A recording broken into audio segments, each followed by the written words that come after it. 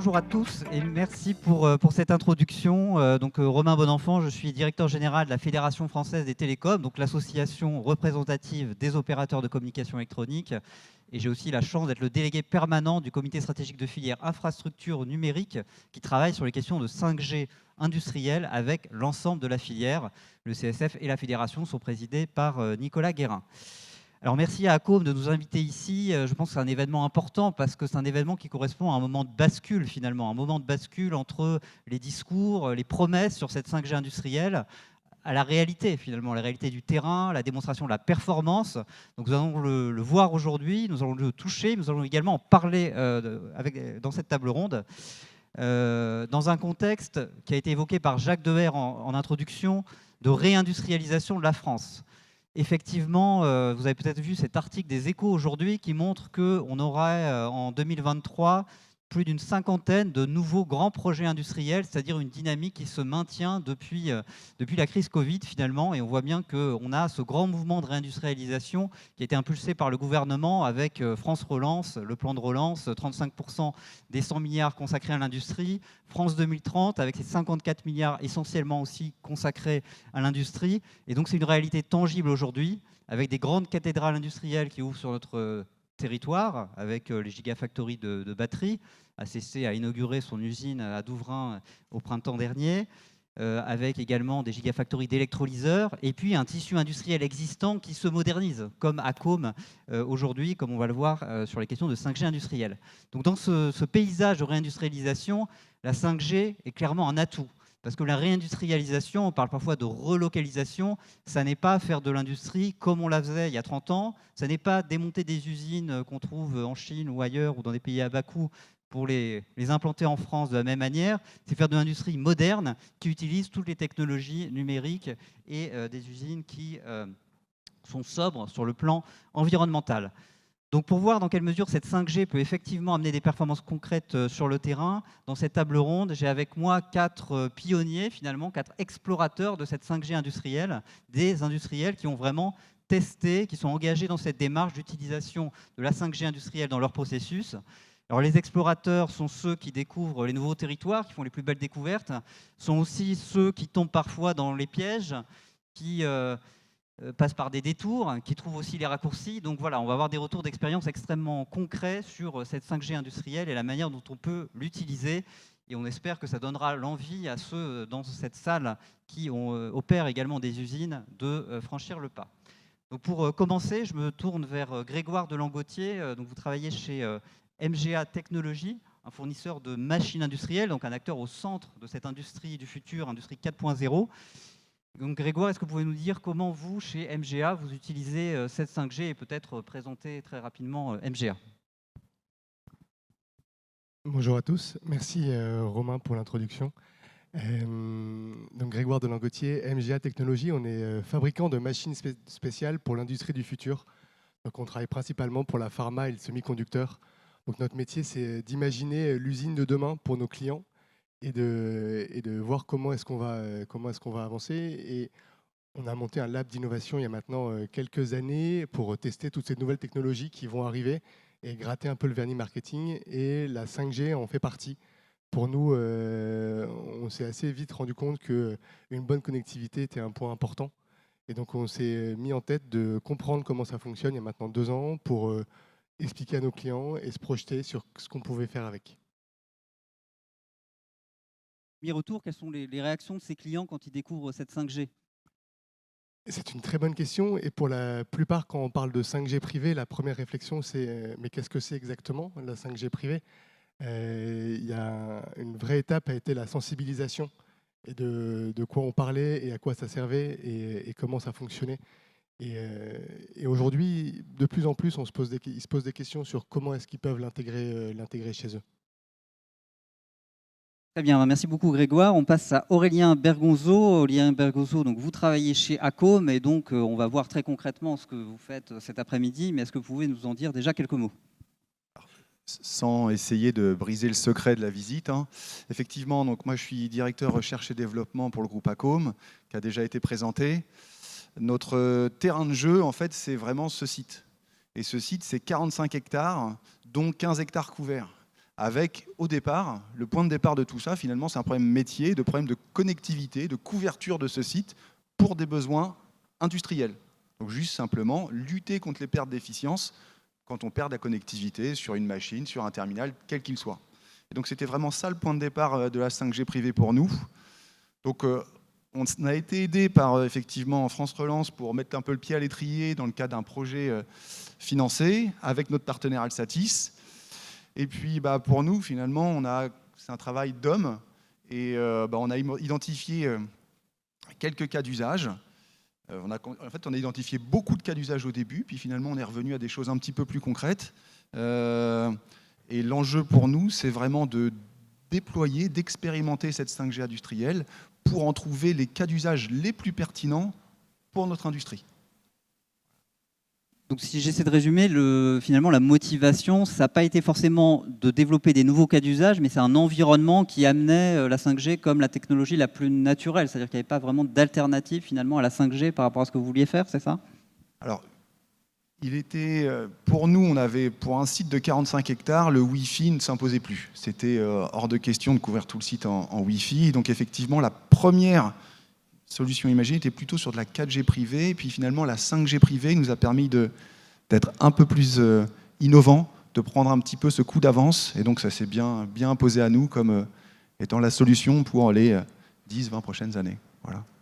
Très bien, merci Aurélien. On passe à Christophe Bégina. Alors Christophe Bégina, vous êtes directeur des systèmes d'information chez ASN, Alcatel Submarine Networks. Alors, il y a une espèce de paradoxe puisqu'on voit que l'industrie du câble est très en avance sur le sans-fil, quelque part sur la 5G. Je ne sais pas comment on peut l'expliquer. Vous nous pourrez peut-être nous donner les clés de lecture. Mais vous, ASN, vous êtes vraiment à un niveau très important de déploiement industriel de la 5G dans vos deux usines, à Calais et à Greenwich. Est-ce que vous pouvez nous en dire plus ?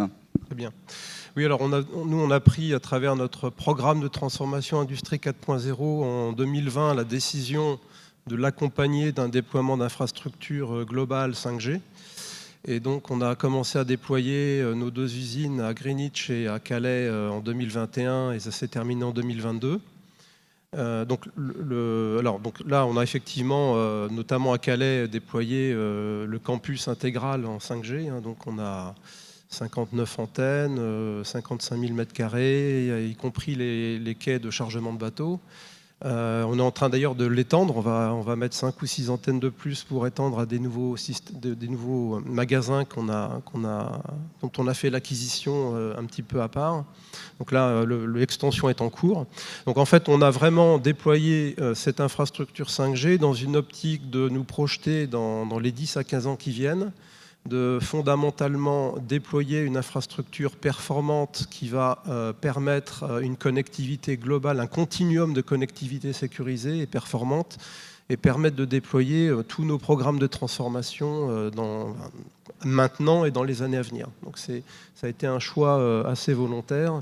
Alors on a évidemment, étant proche de Nokia, une forte connaissance des réseaux radio, donc on a pris cette décision en toute connaissance de cause, mais là c'est un no regret move, on va dire.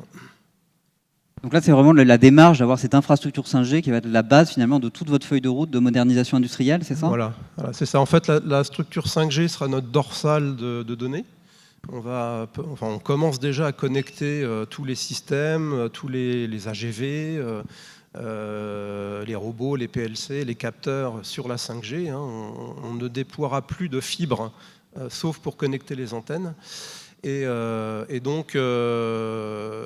permettra également à tous les opérateurs d'être connectés sans fil, où qu'ils soient, dans n'importe quel recoin du campus industriel, à la fois pour leurs opérations industrielles, mais aussi pour les opérations de sécurité et de surveillance et de maintenance. Donc le but, c'est de dire on respire la 5G dans n'importe quel recoin et l'infrastructure n'est plus un frein, ni en coût, ni en connectivité, ni en rapidité. Merci beaucoup Christophe. On va passer à Hassen Larèche, qui est directeur connectivité pour la transition numérique à la SNCF. On ne présente pas la SNCF, bien évidemment. La SNCF a des gros sites industriels, des sites de maintenance très lourds. Alors comment à la SNCF vous utilisez justement cette 5G? Qu'est-ce que ça apporte finalement dans le quotidien, dans l'exploitation, la maintenance du matériel ferroviaire? Pour restituer un petit peu, j'aime bien quand même rappeler ce que c'est SNCF. Ça paraît simple. En fait, on fait du transport de personnes et marchandises dans des conditions les plus écologiques possibles. C'est ça l'idée. Et en fait, on a une cible, c'est de doubler l'affluence en fait, du trafic ferroviaire à échéance 2030. Et pour ça, on doit créer de l'attractivité forte, notamment par le numérique. Et en fait, donc, il y a 3 volets. Il y a le numérique pour les voyageurs, le numérique pour assurer la qualité du trafic, donc c'est tout ce qui est télécommunication ferroviaire, qui est dans les mains de SNCF Réseau. Et il y a effectivement la performance industrielle en tant que telle, parce qu'un train, pour exister, il doit être d'abord construit, après il doit être transformé, et doit être entretenu. Et en fait, donc, on couvre de la 5G, donc en premier dans nos sites industriels, qui font ce qu'on appelle la maintenance de mi-vie des trains. En fait, un train, ça a 20, 30 années de durée de vie, ça peut aller au-delà. Et en fait, à un moment donné, on les coupe en morceaux et on les retravaille complètement. Un site industriel de ce type-là, c'est un peu comme ce qu'on va voir aujourd'hui, hein, peut faire jusqu'à 30 hectares, c'est incouvrable, c'est un environnement ferroviaire, il y a des interférences partout. Et en fait, il est impensable en fait, de proposer des services numériques de qualité sans une connectivité performante. Et donc effectivement, la 5G s'est vraiment posée naturellement quand elle était possible comme solution pour permettre de faire cette transformation et améliorer la performance industrielle. Le deuxième type de site sont les centres de maintenance. Donc ce sont des sites dans lesquels on fait la maintenance quotidienne des trains, qui sont un peu comme votre garage automobile, mais beaucoup plus grand, encore une fois. Et on a des alternatives aujourd'hui qui sont très, très dysfonctionnelles. Et on attend beaucoup de la 5G pour permettre vraiment une vraie performance sur nos sites. Donc finalement, c'est quelque chose qui revient beaucoup dans vos interventions. Finalement, à la fois, la notion d'environnement. Il y a un type d'environnement où vraiment la 5G amène un outil qui permet d'amener des cas d'usage qu'on n'aurait pas autrement. Et puis également une notion un peu de simplification finalement. C'est-à-dire on pourrait peut-être faire autrement, mais on serait en train de composer avec un patchwork de technologies. Et donc ce serait très difficile à exploiter. Est-ce que vous vous retrouvez là-dedans ? Alors, ça, c'est vraiment c'est un effet bénéfique de déployer la 5G. Enfin, en tout cas, dans l'esprit que j'ai cru comprendre, en tout cas qui est le nôtre chez ASN, c'est-à-dire d'unifier la connectivité, d'arrêter d'avoir de la fibre, des plaques Wi-Fi, du LoRa, de la BLE, d'avoir une espèce de patchwork de technologie. Donc en fait, il y a un effet simplificateur qui vient automatiquement en déployant la 5G. Et donc en fait, on a déjà des gains en termes de gestion de l'IT d'un campus industriel.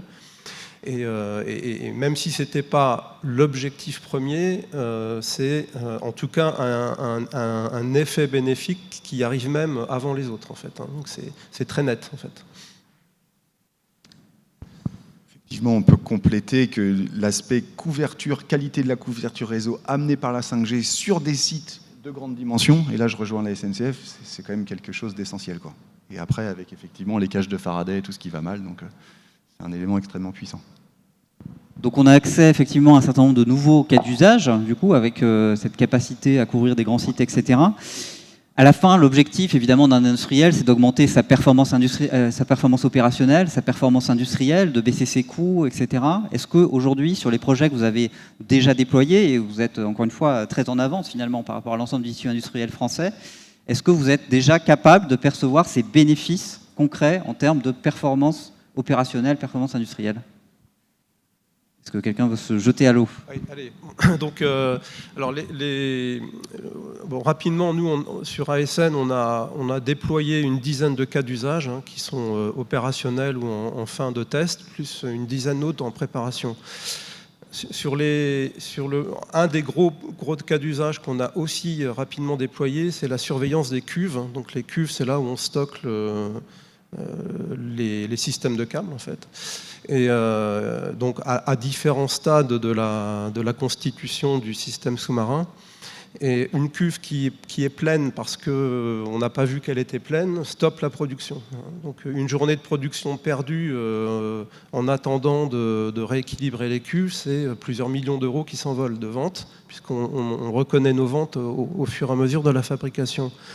Et donc le premier cas d'usage a été déployé déjà sur une quarantaine de cuves, des capteurs qui permettent sur l'ensemble du parc de surveiller ces cuves, et on n'a plus d'incidents de remplissage de cuves qui bloquent. Et donc, quelque part, on a forcément gagné plusieurs millions d'euros de ventes, rien qu'en empêchant ces incidents de se produire. Donc c'est un premier exemple. Typiquement, pour une opération comme ça, comment on intervient finalement sur un site industriel qui tourne déjà, c'est-à-dire où les machines ne sont pas forcément équipées, où tout n'est pas forcément numérisé. On peut penser que c'est plus facile finalement qu'on est sur une nouvelle usine, qu'on construit zéro, on va avoir de l'équipement flambant neuf, avec la connectivité 5G intégrée, etc. Oui, oui. Non, mais disons que le déploiement de la 5G permet de déployer de façon rapide, simple, tous les systèmes de capteurs et la connexion des robots qui vont permettre d'intervenir rapidement pour réguler cette production. Donc là, nous, le point essentiel, c'était de ne plus que se reproduisent ces incidents de cuve, qui est maintenant réglé avec donc, ce système de capteurs connecté à la 5G, avec un tableau de bord assez sophistiqué.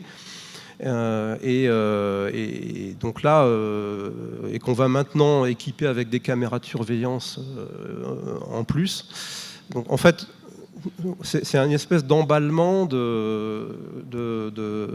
on va dire de mise en place de systèmes d'aide à la production et de surveillance de la production qui maintenant est facilité par la couverture 5G, sa performance, sa présence partout dans l'usine et la rapidité de déploiement. Très bien. Peut-être Hassan, sur la SNCF, dans la maintenance, est-ce qu'aujourd'hui on a déjà des bénéfices concrets? Est-ce qu'on peut mesurer aussi ce que ça amène concrètement? Alors, on peut commencer à mesurer, oui. Alors nous, en fait, le maître mot, c'est vraiment cette notion de continuité de service numérique. Sur un technicentre industriel, il y a jusqu'à 40 corps de métier qui interviennent pour la réparation des trains, et sur des ateliers qui sont très très espacés, en fait, étalés. Et la problématique, c'est que quand les différents corps de métier interviennent, ils doivent faire vraiment un cahier de suivi très très précis de chaque étape qui va conduire l'étape suivante. Donc en fait, leurs outils de GMAO doivent être en permanence connectés et doivent permettre vraiment de s'assurer que toutes les étapes soient bien faites avant de passer à la suivante. Donc le premier cas de figure, effectivement, c'est cette application.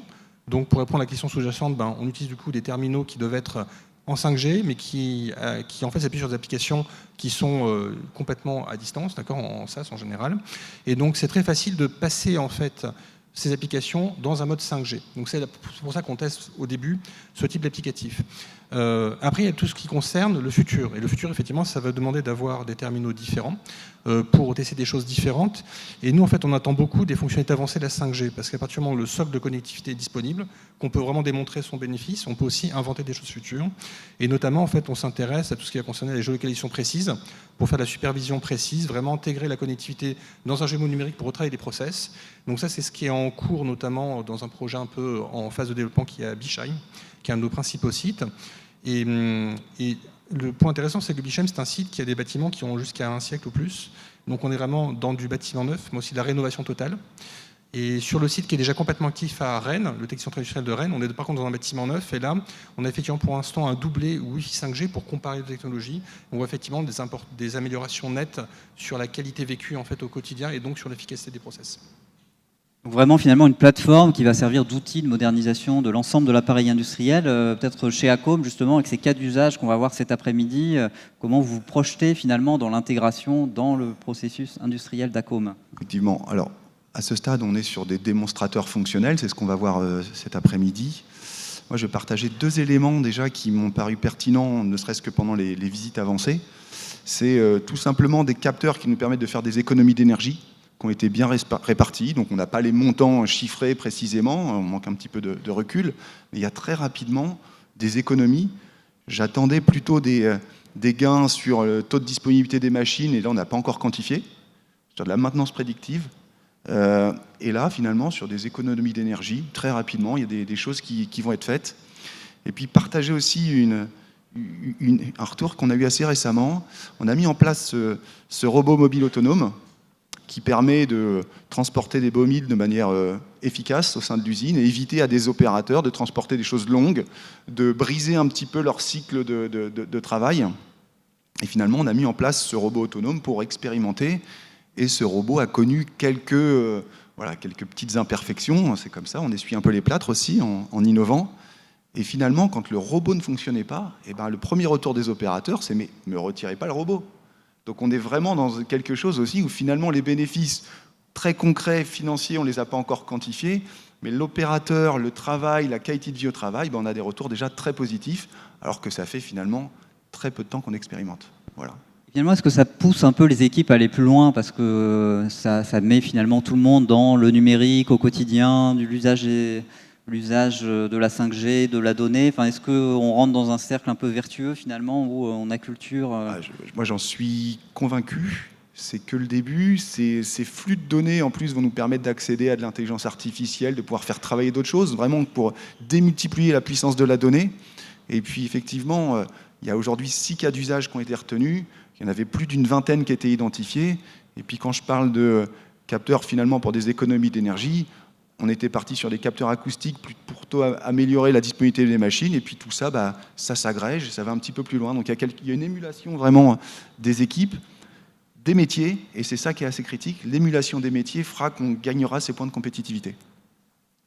Très bien, merci Aurélien. Peut-être Grégoire, chez vos clients, alors qui sont du coup des utilisateurs de machines industrielles avec un haut niveau d'exigence et naturellement peut-être une forme de précaution sur l'introduction de nouveautés, comment voient-ils les bénéfices de la 5G? Est-ce qu'ils ont des cas d'usage assez clairs sur lesquels ils pourraient intégrer finalement ces technologies? Oui, tout à fait. En fait, là, on a des bons exemples de où la 5G, donc des sites outdoor très grands avec des grands volumes où on se projette assez facilement sur l'usage de la 5G. En tout cas, c'est nécessaire d'aller sur ces technologies-là pour pouvoir capter. Quand on parle d'industrie manufacturière, en particulier pharma et semi-conducteurs, on a des problématiques très différentes de salles blanches, de milieux hyper contraints avec très peu d'espace pour se déplacer. Et quand on pense à l'usine du futur, on pense à la mobilité dans l'usine et la capacité de rendre les usines flexibles, modulaires. Et donc ça veut dire gagner de la flexibilité passe forcément par une connectivité stable et puissante. Et c'est là où nous, on voit qu'il y a un vrai usage de la 5G. Aurélien parlait à l'instant de robots mobiles. Pour nous, c'est un des très très gros sujets. La capacité dans une usine de pouvoir déplacer l'outil de production, de reconfigurer rapidement, d'amener à l'opérateur au bon moment le bon produit avec la bonne traçabilité. Et là-dessus, il y a un vrai besoin. Après, est-ce qu'on y est demain ou est-ce qu'on y est dans quelques années? Il y a une certaine frilosité dans ce monde-là pour d'aller là-dessus. Mais nous, on est persuadés que la 5G va avoir un effet important sur cette mobilité dans l'usine, dans des milieux où on va mettre de plus en plus de capteurs, de plus en plus d'équipements. Et on parlait tout à l'heure de capteurs, mais on a dans les milieux en salle blanche des capteurs qui, pour valider l'environnement, qui peuvent valoir beaucoup d'argent. Aujourd'hui, est-ce qu'on peut imaginer déplacer les capteurs, ne plus avoir besoin de le laisser filaire, mais de pouvoir le déplacer plus facilement, donc d'économiser en volume, en ayant voilà. Donc c'est tous ces éléments-là,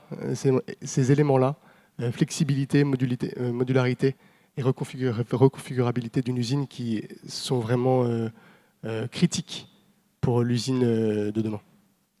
Effectivement, ça donne une capacité finalement à faire vivre l'usine au fur et à mesure qu'on achète de nouvelles machines, qu'on doit déplacer dans des espaces plus facilement qu'avec un ensemble filaire qui est forcément beaucoup plus contraint. Oui, surtout reconfigurer la production, on l'a vu avec la crise dans la pharma, surtout dans la crise du Covid, le besoin de, en quelques semaines, en quelques mois, changer de production, changer de produit. On sort du paradigme de j'ai un vaccin pour le tétanos, j'ai 40 ans où je sais que je vais le produire pendant 40 ans. Là, tout d'un coup, on demande des batchs beaucoup plus petits avec le besoin de reconfigurer un site en 3 semaines pour faire des petites productions. Et on parle de reconfigurer tout le site, d'enlever toutes les machines, d'en réinstaller des nouvelles.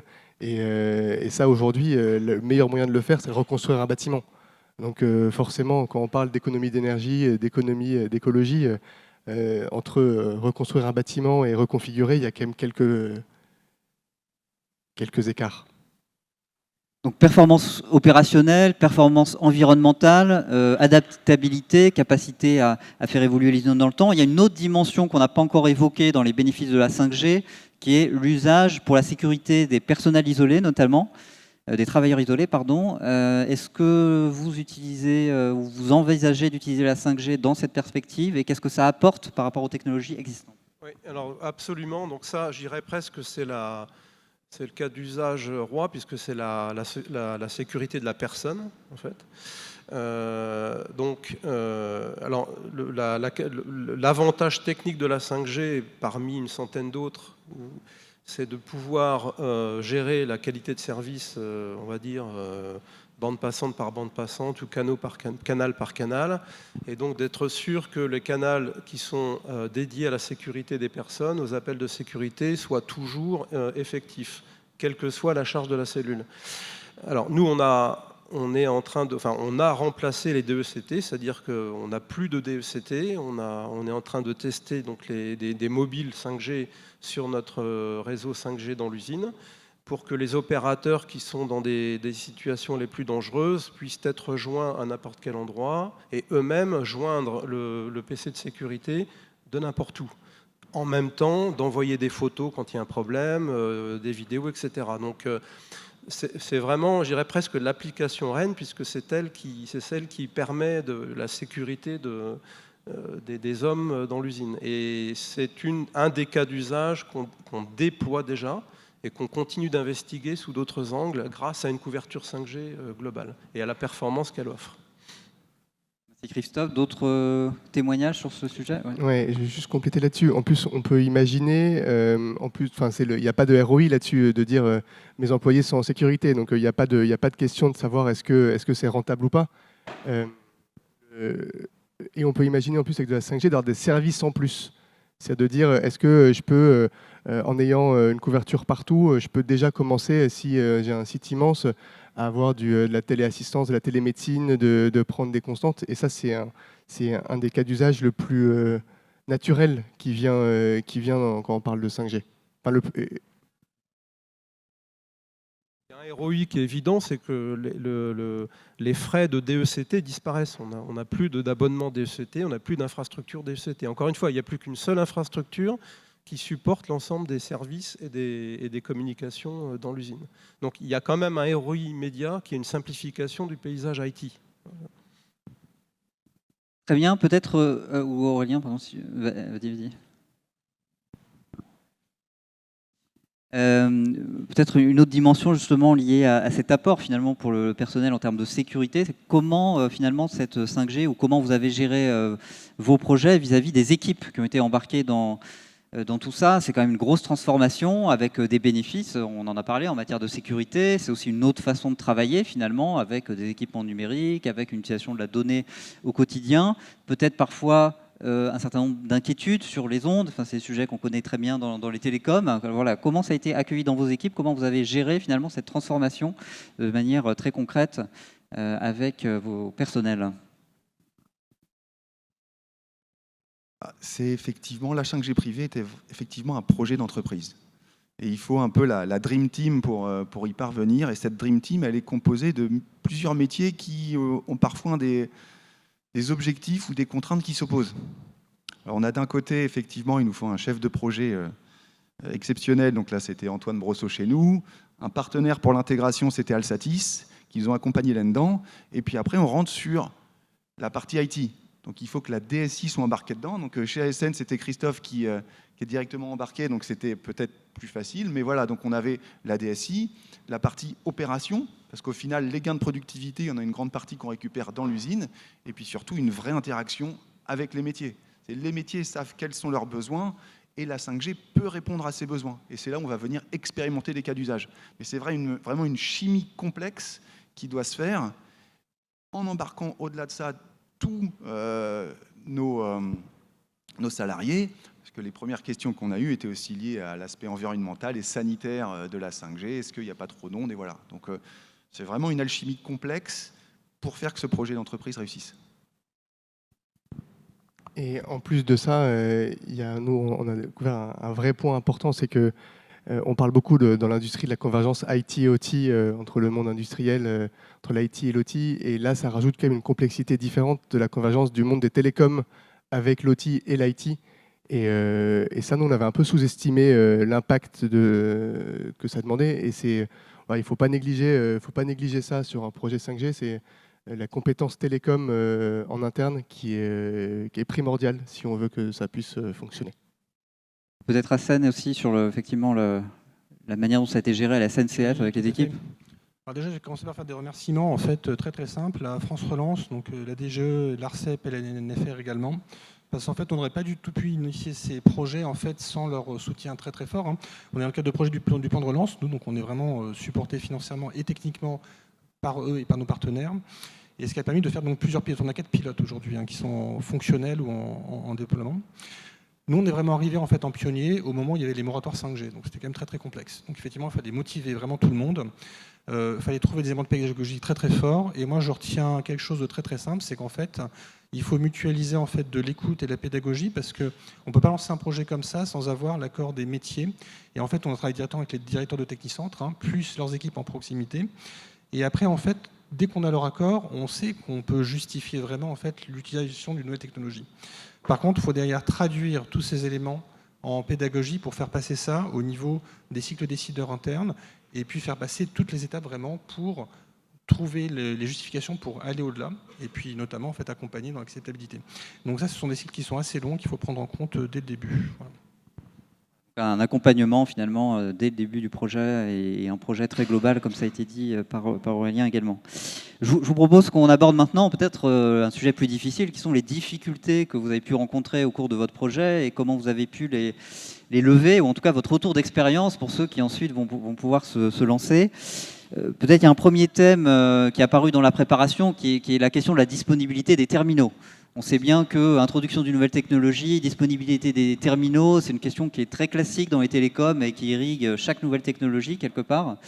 Donc je sais que vous avez rencontré quelques difficultés. Est-ce que vous pouvez nous en parler l'un ou l'autre et puis nous dire si aujourd'hui c'est encore d'actualité parce que voilà, ça évolue quand même beaucoup et on voit bien qu'avec le déploiement, de manière assez naturelle, les terminaux pertinents apparaissent. Je vais commencer. Oui, donc alors, comme on a déployé très tôt, on a été beaucoup plus exposé à ce problème. Donc effectivement, la disponibilité de terminaux, ça a été le sujet numéro 1. On savait bien que ça allait être un peu plus long, donc c'est venu, mais il fallait courir quand même après les quelques terminaux, à la fois les terminaux et à la fois ce qu'on va appeler les passerelles ou les dongle stations, comme on dit, pour relier les dispositifs. Donc au début, c'était assez rare, donc ça freine un peu le dispositif, mais depuis, on va dire, 6 mois, 1 an, ça commence maintenant à monter en puissance. Donc on trouve des mobiles facilement, sauf certaines grandes marques que je ne vais pas nommer ici, mais ça commence vraiment à monter en puissance. Les terminaux de type industriel, par exemple la marque Zebra maintenant a tout un portefeuille en 5G. Donc on a essuyé les plâtres, mais ça s'améliore quand même significativement sur tous les domaines. Encore une fois, capteurs, terminaux et passerelles. Et est-ce que cette question est liée aussi au choix de la bande de fréquence peut-être ? Est-ce qu'il y a des choix plus simples que d'autres ? Non, nous on est sur la bande 3.5. Non, c'était pas du tout un problème de bande de fréquence. C'était vraiment amener la 5G de façon native dans ces terminaux. Mais bon, c'est assez classique, mais ça va arriver vite. On a eu l'expérience 3G, 4G, c'était pareil au début. Donc, je n'ai pas du tout d'inquiétude. Mais bon, c'est vrai que quand on est pionnier, on est un petit peu ralenti par ce type de dispositif. Alors, donc, en tout cas, pour nous, ça a été le frein principal. Et dans le projet de la SNCF, peut-être, je vois que tu t'interromps. Oui, non, effectivement, c'est le même constat. La disponibilité des terminaux a vraiment bloqué en fait les démarches des expérimentations. Ceci étant, il y a quand même un sujet sur les fréquences. Nous, on a été beaucoup aidés en fait par la disponibilité de la bande 3.8. On avait beaucoup parlé avec Philippe Herbert notamment, en fait, qui est beaucoup plus en fait implémentée dans les terminaux et qui a permis de faire des choses beaucoup plus simplement. Et de façon générale, son utilisation est très très adapté en fait à certaines situations que nous avons nous. Et en fait, on s'aperçoit que le couple 2.6-3.8 est parfait en fait pour couvrir à la fois des zones larges comme vous avez vu ici à Côme pour vraiment donner une continuité de services numériques et après apporter vraiment des spécificités propres à la 5G. Donc la partie vraiment très haut débit, faible latence et les fonctionnalités du futur. On a parlé effectivement des briques qu'on peut intégrer comme les mission critical, donc on a parlé tout à l'heure, qui sont vraiment critiques, très importantes, mais aussi des fonctionnalités comme l'IoT à terme, le RedCap, Reduction Capacity, qui permettra de faire de la supervision associée à les géolocalisations précises. Et ça demande pour le coup plutôt des petites antennes, plutôt en nombre assez élevé par rapport à ce qu'on peut imaginer avec la bande 2.6. Et donc cette question des fréquences, elle fait vraiment partie de l'équation et elle peut simplifier énormément la conception des réseaux si on a les bonnes fréquences à disposition. Dans la conception initiale, effectivement, un point à prendre en compte.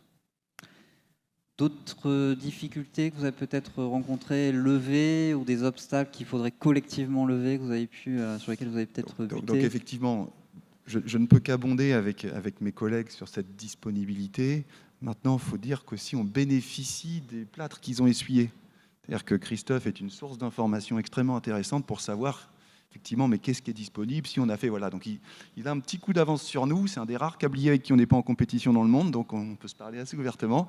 Et effectivement, j'avoue que l'aspect terminaux, l'aspect capteur, en général, on essaye de s'appuyer sur l'expertise de ceux qui ont un petit coup d'avance sur nous.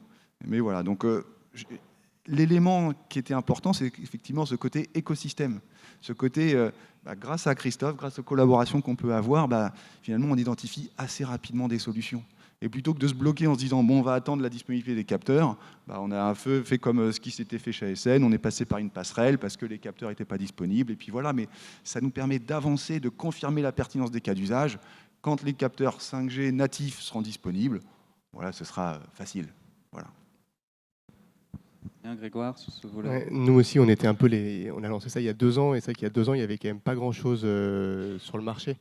On a beaucoup été confrontés justement à cette absence de terminaux, et c'est un peu une des difficultés qu'on a rencontrées au-delà de la convergence IT Télécom dont je parlais tout à l'heure, où c'était un vrai point. Je pense qu'on a voulu trop creuser dans le cœur de réseau pour y arriver. Moi, ce qui m'a un peu qui a beaucoup freiné, c'est le vernis marketing qui, quelquefois, était très, très présent sur la 5G. C'est-à-dire qu'il y a beaucoup de promesses et beaucoup de choses magnifiques, mais on met un peu de temps à se rendre compte que ça va arriver, mais que tout n'est pas encore là forcément aujourd'hui. Et donc, il y a souvent cette volonté de dire « Ah, on va pouvoir faire ça », échanger sur un cas d'usage qui, aujourd'hui, n'est pas forcément disponible parce que pas encore réalisé ou parce que pas encore disponible. Et ça, je trouve que ça a été un vrai frein pour nous pour continuer à avancer. C'était cette capacité à démêler qu'est-ce qu'on peut faire aujourd'hui, qu'est-ce qu'on pourra faire demain, et voilà, d'avoir cet équilibre entre les deux. Et ça, c'était pas si facile que ça. Et ce que me disait Aurélien, c'est l'écosystème a beaucoup, beaucoup aidé. C'est que le fait qu'entre industriels qui se lancent là-dessus, ça a beaucoup, beaucoup aidé. Voilà, et c'est vraiment cette plateforme d'échange, il y a des livres blancs qui ont été écrits, enfin, il y a vraiment cette volonté de se dire, OK, on se met ensemble pour que ça fonctionne. Ça a été un Oui, vrai tout à fait. vecteur d'avancée. Donc on a les plateformes d'expérimentation 5G sur lesquelles on crée un réseau effectivement pour qu'on puisse dialoguer et partager éventuellement ces difficultés, avoir les retours terrain de ce qui se passe. Alors justement, écart entre marketing, réalité, on sait bien qu'à chaque fois qu'une nouvelle technologie arrive, on peut avoir une tentation un peu techno-push, etc. Maintenant, on a les premiers cas d'usage, on est concrètement sur le terrain. Je pense qu'un des sujets majeurs dont vous avez besoin, vous, industriels, quand vous déployez la 5G, en termes de performance, de bénéfices, c'est surtout il y a la question de la latence notamment. Sur la question de la latence, est-ce que dans vos projets aujourd'hui, vous estimez que ce que vous arrivez à obtenir sur le terrain, c'est à la hauteur finalement de ce que vous attendiez ou à la hauteur des promesses, ou est-ce qu'il faut modérer un peu tout ça? Sur certains sujets, pas encore. Typiquement, quand on parle de communication machine-to-machine, où on parle de mobilité, où on veut mettre des arrêts d'urgence, où on veut mettre des capteurs en plus et d'utiliser vraiment l'ultra-low latency, aujourd'hui, on n'y est pas encore. Ça va arriver, mais aujourd'hui, on n'y est pas encore sur ces sujets-là. Sur la partie latence, en fait, effectivement, il y a eu beaucoup le buzz au début sur la 5G, la latence. L'endroit où aujourd'hui on a vu une différence, on a expérimenté de la réalité virtuelle un peu sur du technicien augmenté pour faire de la maintenance à distance, et on avait expérimenté ça sur un réseau 4G public. Et ça marchait ou pas. Et quand ça marchait pas, en général, c'est quand la latence devenait trop grande, et là, on perdait complètement le signal et ça devenait complètement inopérant. Là, sur l'expérimentation qui est en cours, a priori, c'est quand même bien mieux. Vous allez le voir d'ailleurs, on verra si les gens, comment ils se comportent. Et a priori, il y a aussi la réduction de l'effet mal de mer qui est associée à ça, et donc c'est plutôt une bonne chose. Après, la réponse que j'ai eue, même ce matin en visitant les ateliers, n'était pas complètement résolue, mais c'est aussi à nous de travailler sur notre réseau, avec nos partenaires, pour y arriver. Voilà. Aussi, on est dans l'amélioration, voilà. Oui, non, alors bon, nous, on est quand même sur une rupture, mais on n'a pas encore de cas d'usage trop dépendant de la latence. La latence, on va dire l'ultra low latency, est vraiment annoncée dans la prochaine release, donc c'est pas encore maintenant. Ça sera le cas pour nous de toute manière sur notre usine à Greenwich, qui est une usine d'électronique beaucoup plus robotisée, qui va l'être davantage. Mais ce n'est pas encore une attente fondamentale pour nos premiers cas d'usage en tout cas. Bon, par contre, alors je vais juste dire un mot sur un réseau cellulaire, parce que les réseaux 5G sont des réseaux cellulaires comme ceux qu'on a dans les télécommunications publiques, va évoluer au rythme des versions logicielles. C'est-à-dire que le hardware, on est sur des cycles de 7 à 10 ans. Par contre, les fonctionnalités arriveront au fur et à mesure. On a un réseau qui va s'enrichir de fonctionnalités progressivement. Donc c'est aussi ça la richesse d'un réseau cellulaire géré et opéré comme peut l'être un réseau 5G, en tout cas de normes 3GPP. Voilà, qui a amené des cas d'usage, et puis on voit bien que ça va s'améliorer au fur et à mesure des différentes releases. Mais j'ai aucune crainte que nos amis, entre autres de Nokia, vont amener la latence qu'on attend dans les prochaines releases. Il y a aucun regret. J'ai l'impression qu'il n'y a aucun regret chez personne sur le déploiement de la 5G. Voilà, c'est assez clair. Alors peut-être pour terminer sur cette table ronde, puisque l'horaire tourne, effectivement, je vous propose peut-être un petit tour avec une question que je vous pose à chacun, qui est de savoir si vous devez faire une recommandation aux industriels qui veulent se lancer à la lumière de votre expérience, quelle serait-elle? Voilà, vous avez testé, vous avez été pionnier, vous avez fait face peut-être parfois à des difficultés, mais vous y êtes arrivé, vous avez aujourd'hui des cas d'usage très concrets. Donc pour les industriels qui nous écoutent et qui souhaitent eux-mêmes utiliser la 5G dans leur processus industriel, quels sont les points d'attention, quels conseils pouvez-vous leur donner? Voilà, je commence peut-être par Hassen. De façon très simple, en fait, je vais un peu répéter ce que j'ai dit tout à l'heure, mais c'est cette dualité écoute du terrain et pédagogie en fait pour les décideurs internes. En fait, sans ça, on ne peut absolument pas vers un projet parce qu'il y a le risque de surpromesse, on a entendu ça tout à l'heure, etc., de la 5G. Donc, il faut vraiment se focaliser sur des besoins qui sont avérés et qui vont vraiment répondre à soit une correction de d'irritant net, soit une promesse de très très court terme sur une nouvelle fonctionnalité essentielle pour la performance. La dimension humaine du projet, embarquer l'équipe, et puis sélectivité des cas d'usage. La 5G ne va pas tout faire, il faut être très précis. Alors, bon, de mon côté, je dirais que quand on s'engage dans une transformation profonde de type 4.0, au début, on connaît à peine 10% des cas d'usage et ensuite ils vont venir. Donc simplement, ce que je voudrais dire, c'est quand on s'engage dans une transformation profonde, notamment dans le monde industriel, surtout ne pas sous-estimer l'infrastructure. Il vaut mieux déployer l'infrastructure qui va bien tout de suite pour que ce ne soit pas un frein. Et les applications, les process qui tournent dans l'air sans aucune infrastructure pour les soutenir, ça n'existe pas. Donc il n'y a pas de 4.0 sans une infrastructure qui a elle-même été révolutionnée avant les usages. Qualité de l'infrastructure, Aurélien? Donc effectivement, alors je vais éviter de parler de la partie technique, du coup, moi c'est vraiment le côté faites-en, arrêtez de douter, allez-y et faites-en un sujet d'entreprise. Embarquez vraiment toute l'entreprise. Pour y arriver, c'est ça. Herbert applaudit, je vois. Non, mais aujourd'hui, c'est vraiment le défi pour moi le plus gros, c'est pas un sujet IT, c'est pas un sujet OT, voilà, c'est un sujet d'entreprise et c'est ça qui fera que ça fonctionnera et que ce sera déployé largement. Voilà. Allons-y. Et Grégoire, pour terminer. Et il y a des très bons livres blancs qui ont été écrits par les CSF, qui s'appelle, en particulier un qui s'appelle La 5G industrielle, tout savoir pour vous lancer. C'est un très bon point de départ pour vous poser des bonnes questions là-dessus. Et après, il y a pas mal de choses qui ont été mises en place. Parlez-en autour de vous. Il y a un écosystème qui est créé aujourd'hui sur la 5G qui fonctionne bien. On en parlait, de demander quel capteur a été utilisé. Et on gagne beaucoup de temps et ça marche très très bien. Donc parlez-en, venez en parler et venez découvrir ceux qui ont commencé à travailler dessus. Et c'est ça qui fait la différence. Très bien, merci beaucoup Grégoire. C'est finalement, c'est avec des événements comme aujourd'hui où effectivement on peut se parler. On a parlé aussi du réseau des plateformes 5G. Et puis, excellente recommandation que de lire les guides du CSF Infrastructure numérique, voilà, qui sont montrés par Philippe. Voilà. Qui sont disponibles au téléchargement dans beaucoup sur le site du CSF. Un best-seller du CSF. Un best-seller, Il me reste à remercier nos intervenants. Je pense qu'on a fait un tour très complet et que c'était très pratique, avec à la fois les avantages et les difficultés.